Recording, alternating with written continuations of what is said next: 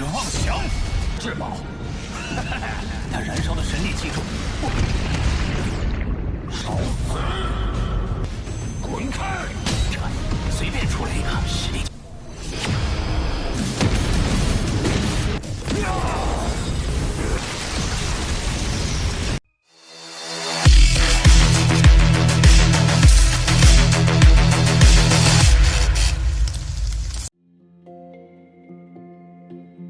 Halo semuanya, selamat datang di Ruang Sinema. Bagaimana kabar kalian semua? Semoga selalu sehat dan baik-baik saja. Sesuai jadwal, jadi pada hari ini kita akan kembali melanjutkan series Donghua Penakluk Bintang episode terbaru, yang mana ini adalah episode yang ke-207-nya. Bagi yang mau bergabung dengan series ini, kita sudah sediakan playlistnya. Jadi kalian bisa mudah mencari di mana episode awal dari series ini. Sebelum kita mulai episode terbarunya, kita akan melihat dulu apa saja yang terjadi pada episode sebelumnya. Kemarin, Lo Fong berencana untuk mencari tubuh klon ketiganya. Tapi di tengah perjalanan, dia justru bertemu dengan jantung alam semesta. Sayang sekali, ada seseorang yang juga mengincar hal itu. Untung saja pertarungan tidak berlangsung terlalu lama, karena Lo Fong sadar kalau lawannya ini sangatlah kuat. Ia mencoba memberikannya ancaman sambil mengulur waktu. Karena bagaimanapun, kristal milik klon Mosanya bisa menyerap jantung tersebut. Jadi setelah berhasil menyerap seluruh kekuatan dari jantung alam semesta, barulah Lo Fong pergi meninggalkan sosok ini.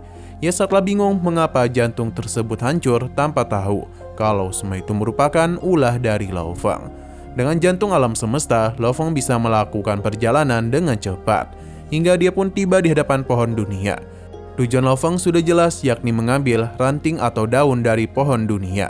Tapi sayang sekali, ini tidak semudah yang dia pikirkan. Bahkan Lo Fong ini berulang kali gagal. Sekarang kita akan melanjutkan episode terbarunya. Kita dibawa ke sebuah tempat yang mana terdapat sebuah formasi yang tak biasa, di mana itu muncul dan merupakan kedatangan dari beberapa sosok. Terdengar kalau ini semua berkat formasi yang diciptakan oleh Jia. Sosok ini pun dikenal sebagai Fei Jiwang, dan tentu ada juga Jia atau Revan. Mereka berencana untuk beristirahat dulu sebelum menuju 9 Laut Nether, yang dikenal juga sebagai tempat paling berbahaya di seluruh 9 dunia bawah. Bagaimana tidak, ada pusaran air yang tiba-tiba muncul dan bisa melahap mereka. Master kosmik sekalipun belum tentu bisa hidup. Sepertinya terdapat sesuatu di bawah sana yang belum pernah diketahui oleh siapapun. Raja Fei Jiwang tidak akan memaksanya untuk ikut. Alasan Jia mengikutinya karena bagaimanapun dia termasuk dalam 10 besar dari ratusan juta pewaris hebat. Dengan kemampuannya itu, maka mengikutinya saja akan sangat membantu perkembangannya. Jadi kemanapun Raja Fei Jiwang pergi, dia akan selalu mengikutinya. Fei Jiwang akan mulai menyelidiki sekitaran tempat ini, di mana dia memiliki sebuah kemampuan untuk bisa melihat maupun merasakan keberadaan seseorang dalam jarak ribuan kilometer. Dan ternyata dia itu telah berhasil menemukan keberadaan dari Lo Fong. Ia tentu saja mengenalinya, terutama dia ini juga tertarik dengan sayap milik Lo Fong. Ini merupakan kesempatan besar baginya karena sekarang mereka tidak berada di Pulau Qijing. Jia mencoba untuk memperingatinya, namun Fei Jiwang tidaklah takut terhadap Kaisar Sungai Pedang maupun aliansi Hong yang selalu melindunginya. Jika Jia takut, maka ia tidak perlu ikut campur dalam pertarungan mereka. Lebih baik dia itu mencegah siapapun yang mendekati pertarungannya, karena jika tidak, mereka akan menjadi musuhnya. Jia paham dan tidak akan ikut campur.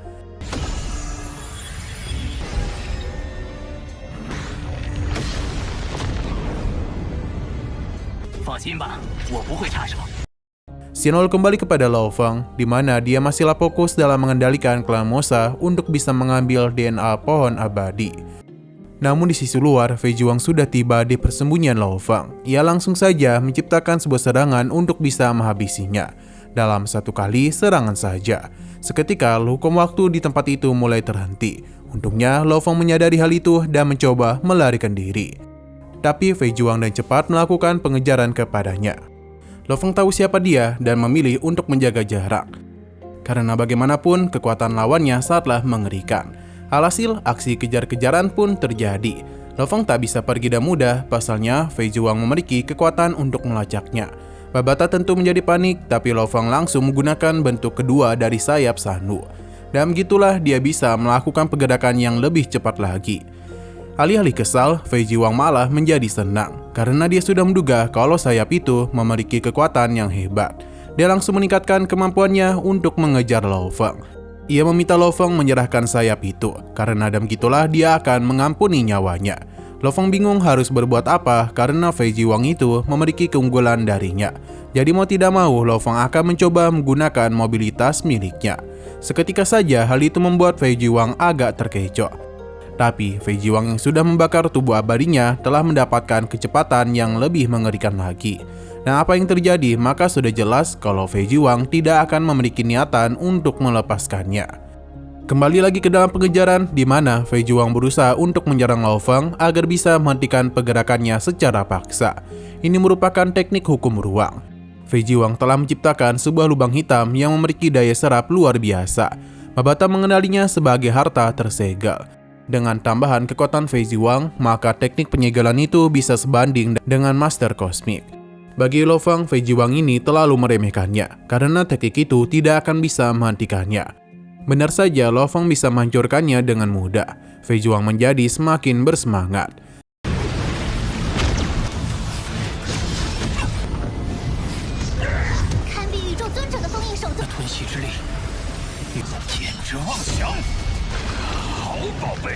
Sebenarnya dia tidak menghabisi Lo Feng, tapi karena ia telah memaksanya, maka jangan salahkan dirinya.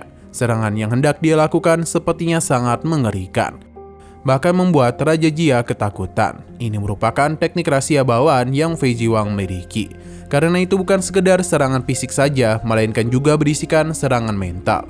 Alhasil jiwa Lo Feng kini dalam bahaya. Bahkan dia pun sudah tidak sadarkan diri. Fei Jiwang langsung menghampirinya, tapi jiwa Lo Feng dan mudah pulih berkat manik menara. Jika ia tidak menggunakannya, mungkin jiwanya itu telah hancur. Ia pun berhasil menghindari serangan Fei Jiwang di detik-detik terakhir, yang bahkan membuat dia kaget karena tidak mungkin bagi Lo Feng menahan serangannya. Padahal itu sebanding dengan penguasa kosmik biasa. Lo Feng sadar ia tak bisa bertahan terlalu lama lagi. Karena itulah dia akan masuk ke dalam laut 9 meter, yang membuat Babata menjadi panik. Karena tempat ini dipenuhi oleh bahaya. Tapi dan kondisinya yang sekarang hanya inilah yang bisa Lo Feng lakukan. Sedangkan Fei Jiwang teruslah mengikutinya sambil berpikir kalau Lo Feng memiliki harta untuk bisa melindungi jiwanya. Dia yang sangat menginginkan semua harta Lo Feng tidak akan pernah membiarkannya pergi. Lo Feng teruslah memaksakan dirinya, bahkan terlihat dengan jelas kalau armornya itu sudah mencapai batas maksimal. Jika terus seperti ini, maka bukan tidak mungkin dia akan dihabisi. Benar saja, serangan lanjutannya pun telah mementalkan Lo Feng. Masih belum berhenti, Fei Jiwang tengah menggunakan serangan ilahi yang dia bentuk sebagai 9 naga, dan langsung ia gunakan. Babata memintanya berhati-hati karena kekuatan ilahinya telah meningkat sebanyak 10 kali lipat. Di detik-detik itu jugalah sebuah pusaran langsung saja menyerang Lo Feng, dan begitulah serangan dari Fei Jiwang tak bisa mengenainya. Tapi sosok penghuni dari laut ini juga adalah masalah besar. Ia kesal karena ada yang berani masuk ke dalam wilayahnya. Serangan langsung saja dia lancarkan kepada Fei Jiwang, di mana mereka berdua telah beradu serangan. Dia akhirnya sadar kalau ada seseorang yang sangat kuat telah menguasai tempat itu. Jadi dia sangatlah penasaran dengan apa yang terjadi di bawah sana. Serangan yang Fei Jiwang lakukan dengan sosok ini sepertinya saling berimbang. Kita juga diperlihatkan dengan sosok tersebut.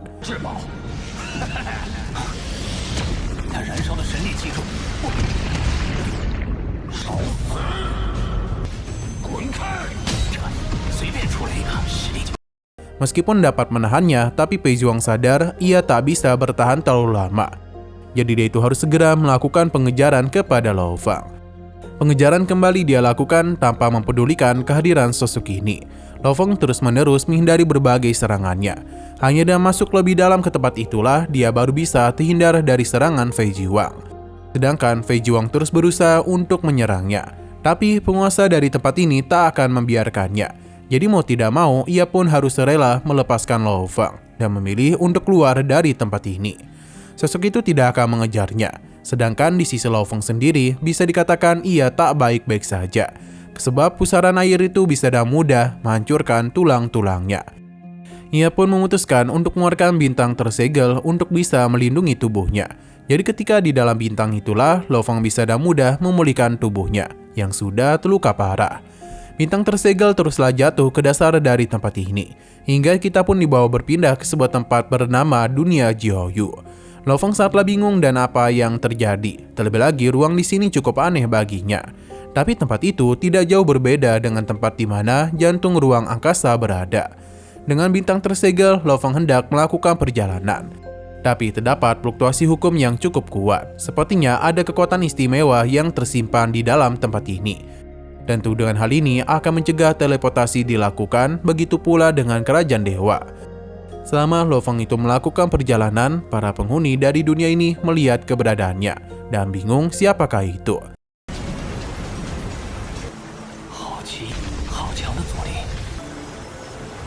Sedangkan Lo Feng yang menggunakan kemampuannya baru dapat menyadari kedatangan dari kelompok barusan, yang mana mereka sangatlah mirip dengan sosok kuat sebelumnya. Setidaknya ada 300 sosok abadi. Kelompok ini akan melaporkan kejadian itu kepada tuan mereka, sedangkan sisanya akan mengikuti Lo Feng. Sebenarnya Lo Feng sudah menyembunyikan keberadaannya, tapi tetap bisa diketahui oleh mereka. Ia pun memilih untuk keluar dari bintang tersegel, supaya dapat menggunakan sayap Sanu. Karena dengan bentuk kedua dari teknik ini, dia bisa dengan mudah pergi dari hadapan orang-orang tersebut. Mereka sangatlah kesal karena dia memiliki kemampuan untuk menghancurkan ruang, sekaligus bisa lebih cepat dari mereka. Kembali kepada Lo Feng yang berhasil bersembunyi di dalam sebuah gua. Ia tahu penduduk asli wilayah ini memiliki gen fisik yang luar biasa. Bahkan para prajurit tadi sudah sekuat itu. Dengan keberadaannya yang sudah diketahui, maka bukan tidak mungkin makhluk kuat akan datang mengejarnya. Babata dan Atuka akan mencoba mencari tahu siapakah mereka itu. Namun tidak ditemukan catatan apapun dari ras tersebut.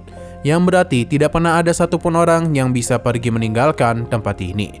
Hanya saja dengan kekuatan baru yang dimiliki oleh klan Mosa, maka keluar dari tempat ini bukanlah perkara yang sulit. Tapi Lo Feng belum bisa memanggilnya kemari karena klon Mosa tengah berusaha mengambil DNA dari pohon abadi.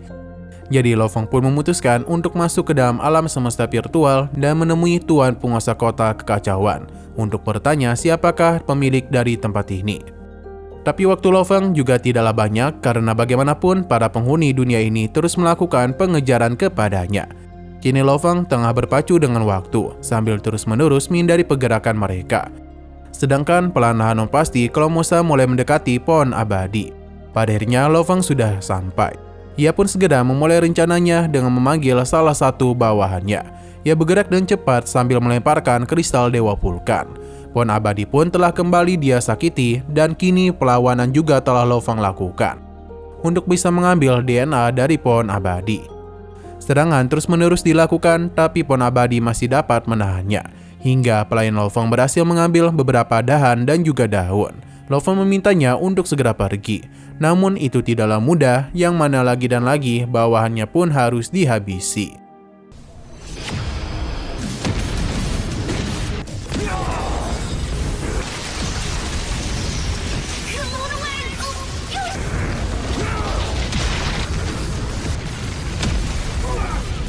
Sedangkan Lo Feng yang mendapatkan sebuah celah langsung saja melakukan pergerakan cepat untuk pergi dari tempat ini.